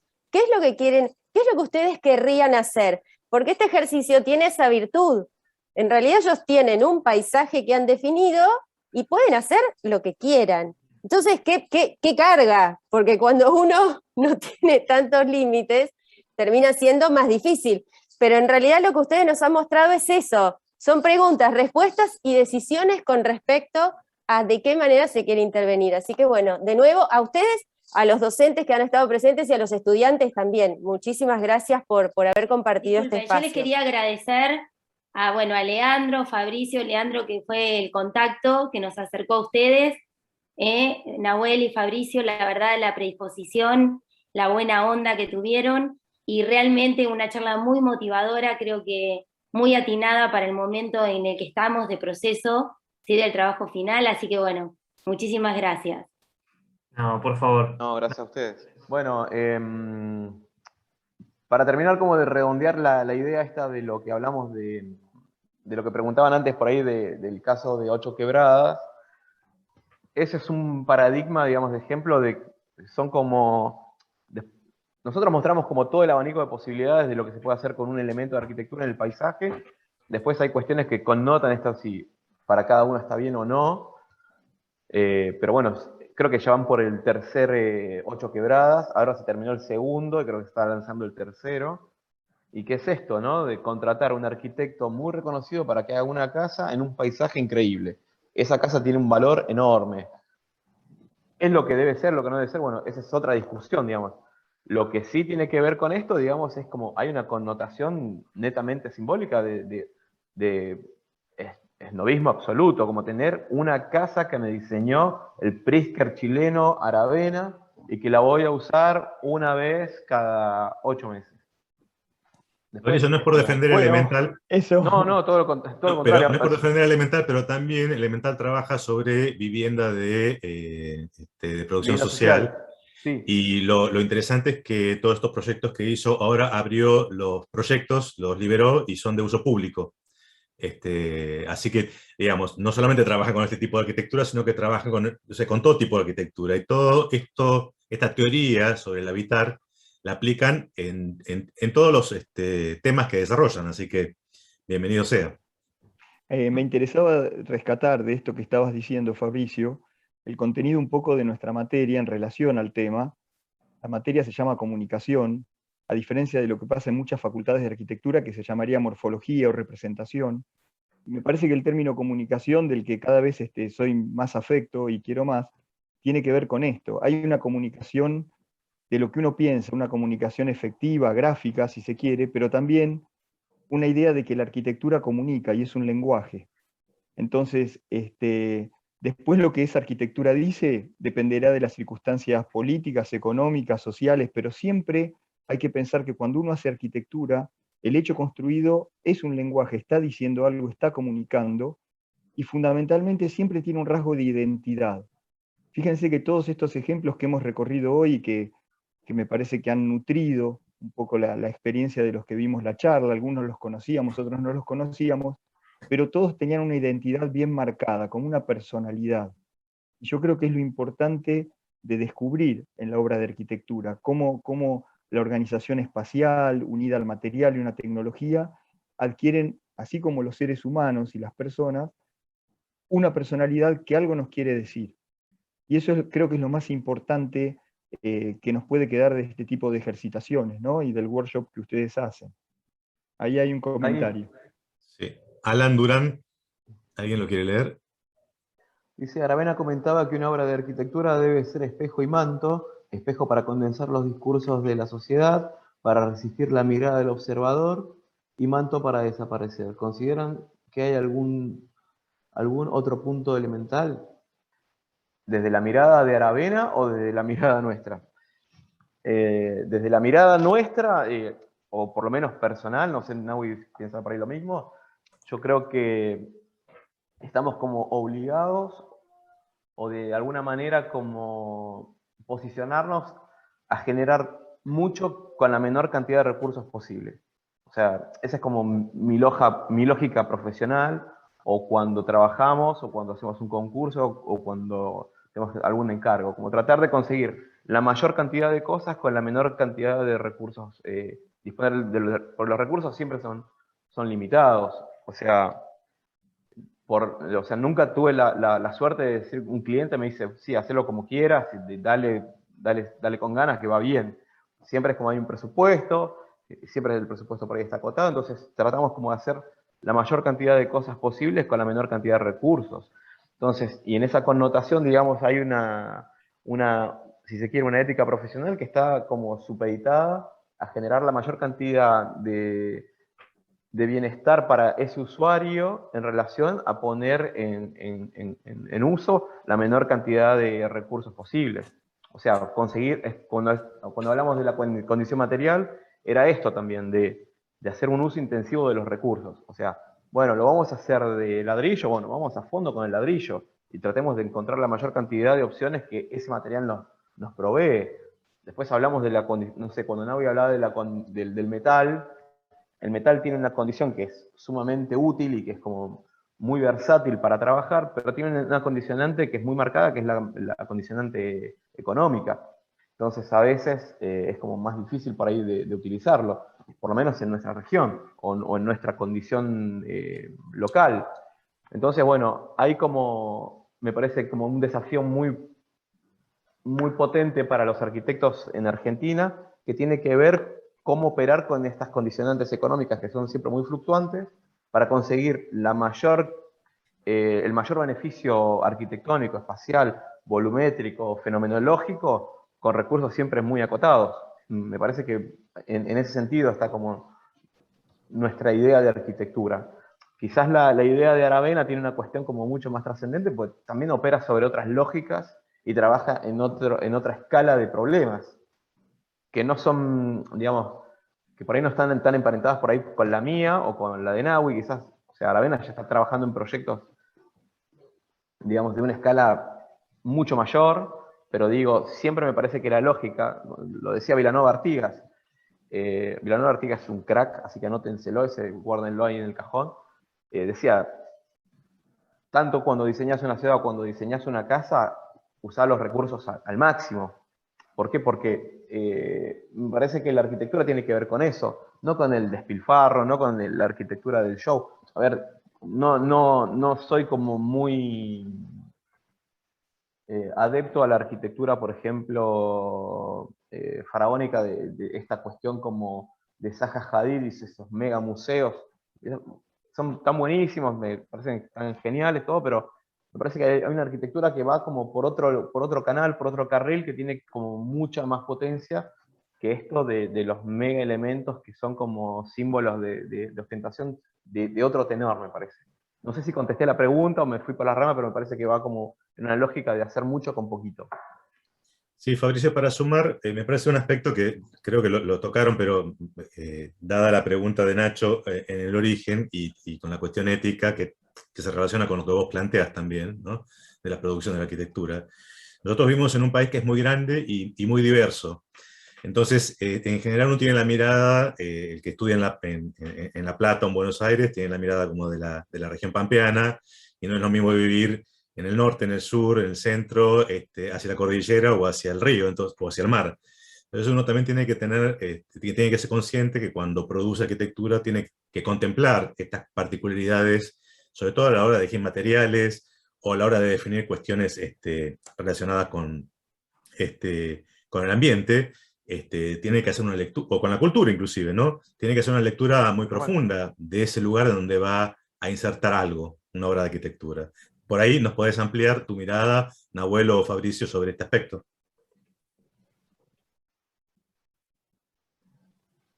Sobre la mirada como más cultural, ¿decís? Sí, el abordaje, o sea, cómo cuando uno se propone una obra de arquitectura, es necesario hacer una lectura del contexto en el cual está trabajando, el contexto físico, el contexto económico, el contexto cultural, etc., ¿no? Sí. Sí, se da algo como bastante particular que cuando nos toca trabajar en algún encargo, la arquitectura condensa como muchísimas condicionantes de estos que vos como bien mencionás, pero es una disciplina que reúne como muchas aristas, y ahí entramos nosotros como un poco para ecualizar y sintetizar, si se quiere, qué es lo que vamos a hacer, cómo vamos a operar, y a veces, no sé, al menos en mi caso, como que intentar como tomarse cierto tiempo para desmenuzar y entender la situación, hacer como algún tipo de análisis que a veces puede estar un poco pedido por el cliente, por el concurso, por la propuesta como académica, ir como en los distintos aspectos, el personal, si se quiere, el histórico, el cultural, el económico en el caso, no sé, de algún cliente, pero ir haciendo como esas lecturas, ir recopilando esa información, y después cada arquitecto ahí ya es como quizás hasta más personal, pero qué ponderaciones le da a todas esas variables que son muchas y todas se tienen que dar en simultáneo, porque en mayor o menor medida como que todo proyecto de arquitectura las tiene, y son un poco inevitables. Entonces, ahí es donde quizás radica como cierta complejidad en nuestra, en nuestra profesión, bueno, ¿cuál es la pregunta a responder? Y a veces es como difícil tomarse, y es necesario tomarse cierto tiempo para descubrir esa pregunta a responder, porque no hay nada peor que responder muy bien a la pregunta incorrecta, o a la que no hay que hacerse. Entonces, estar trabajando durante muchísimo tiempo, invertir un montón de recursos, ya sea como profesional o como mismo estudiante, para resolver el problema que no había que resolver. Entonces, siempre, al menos en mi caso particular, que a veces me pasa a menudo, si lo hago por algo, después de haber hecho cierto análisis, como algo estoy queriendo aprender de ese proceso que en este proyecto quizás no me dio el resultado, pero a veces fue el camino que necesité hacer para tomar alguna decisión.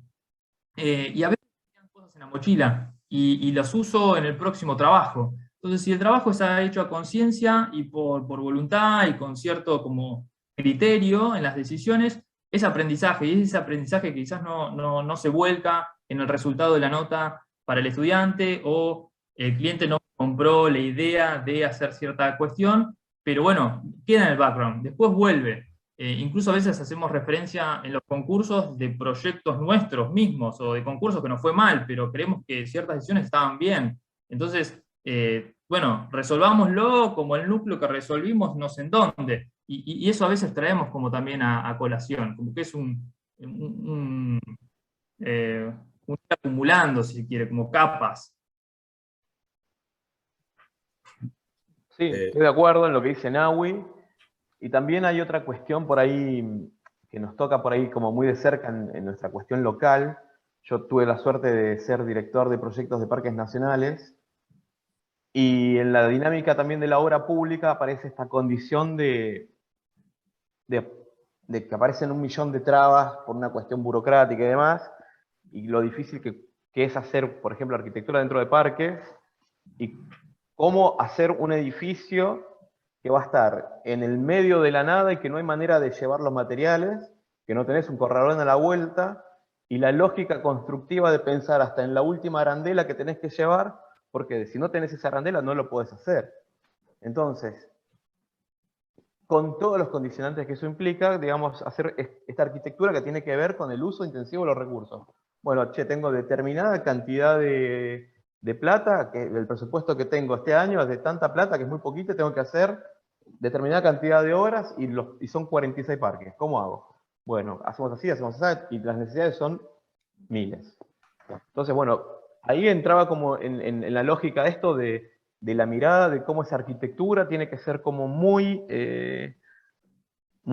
efectiva, o sea, sin dejar de lado, digamos, que eso va a tener un uso y que tiene que tener una connotación simbólica porque va a ser un edificio de parques nacionales, etcétera, etcétera. Entonces entran como en una dinámica un montón de elementos que hay que tener como en cuenta y que siempre están como supeditados a una condición que tiene que ver con la cuestión económica. Entonces ahí es donde nosotros decimos, bueno, los recursos son limitados y nuestra idea tiene que ser lo más efectiva y eficiente posible en relación al uso de los recursos. Y ahí es donde nosotros tenemos que ser como muy inteligentes para poder lograr una buena espacialidad, una buena arquitectura, un buen elemento que envejezca bien, que digamos, que no denote una época o que no denote una moda, sino que la arquitectura sea como más trascendente en ese sentido. No nos queda más que despedirnos, nuevamente agradecerles y de mi parte los vuelvo a invitar el año que viene. Bueno, muchísimas gracias. Muchas gracias. Un placer conocerlos a todos, a los 155, no sé cuántos eran que habían por ahí, y muchas gracias a... Muchas gracias, Lucas y Sergio. Gracias a todos.